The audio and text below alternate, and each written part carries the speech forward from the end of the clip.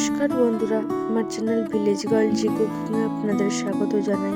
আজকে আমরা বানাতে চলেছি ধোকলা রেসিপি।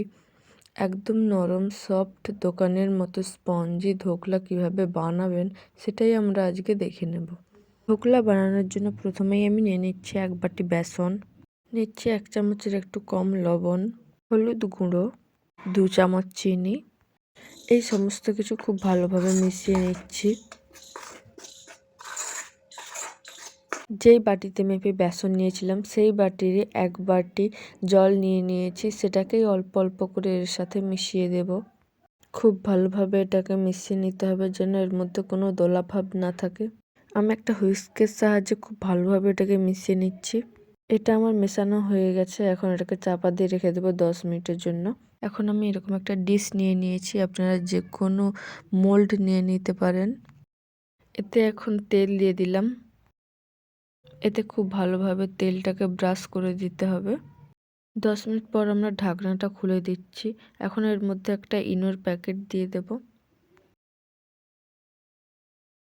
এখন ইনোটাকে এই ব্যাটারের সঙ্গে খুব ভালোভাবে মিশিয়ে নিতে হবে। দেখুন বন্ধুরা, এটা কিন্তু আমার মেশানো হয়ে গেছে। ব্যাটারটাকে এখন মোল্ডের মধ্যে ঢেলে দিলাম। এখন কড়াইতে জল দিয়ে একটা স্ট্যান্ড বসিয়ে দিয়েছি।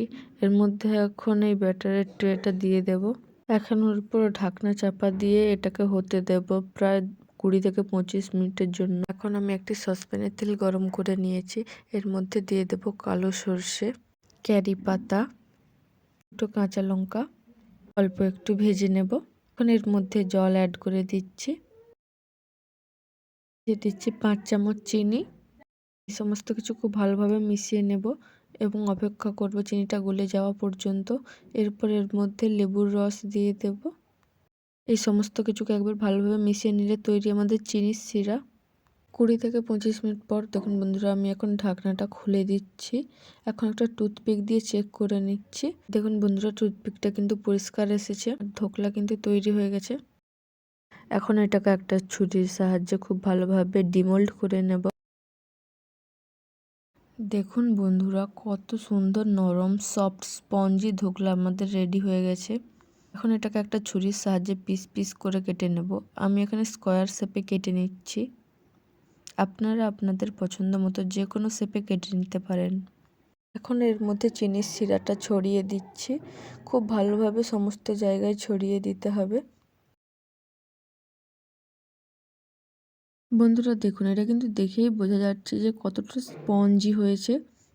এটা খেতেও লাগে দুর্দান্ত। তাহলে আপনারা এটা ব্রেকফাস্টে অবশ্যই ট্রাই করতে পারেন। দেখুন বন্ধুরা, আমি একটা ধোকলা প্লেটে তুলে দেখাচ্ছি আপনাদের কতটা স্পঞ্জি, কতটা সফট এবং জুসি হয়েছে। আপনারা কিন্তু এটাকে প্রায় আধ ঘন্টা ফ্রিজে রেখে তারপরে ঠান্ডা ঠান্ডা সার্ভ করবেন।